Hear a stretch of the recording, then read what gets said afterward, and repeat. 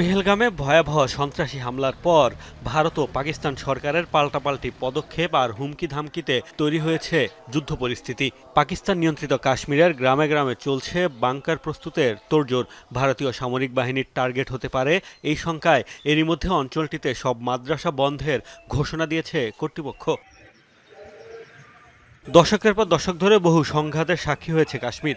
এই অঞ্চল ঘিরে বড় দুটি যুদ্ধেও জড়িয়েছে ভারত ও পাকিস্তান। আর তাই নতুন যুদ্ধের শঙ্কা প্রবল হলেও আতঙ্কিত নয় আজাদ কাশ্মীরের বাসিন্দারা, বরং পাকিস্তানের সেনাবাহিনীর পাশাপাশি শত্রুর বিরুদ্ধে লড়াইয়ে প্রস্তুত তারাও।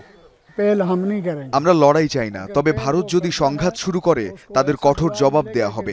ইনশাআল্লাহ পাকিস্তানের ভূমিতে এক বিন্দু ক্ষতি হতেও দেব না। আমাদের প্রতিটি শিশু সন্তানও দেশের জন্য জীবন দিতে প্রস্তুত। আমরা পাকিস্তানের সাথে আছি, বাড়ি ছেড়ে কোথাও যাব না। প্রয়োজনে নারী পুরুষ প্রবীণ কিশোর সবাই পাকিস্তানের সেনাদের সহায়তায় প্রস্তুত।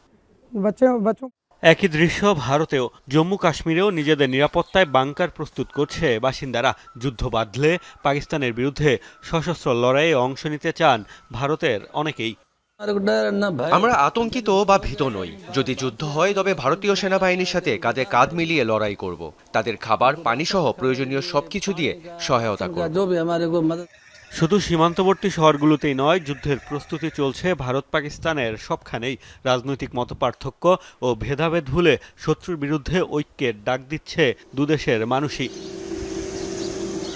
মোস্তফা মাহমুদ, যমুনা নিউজ।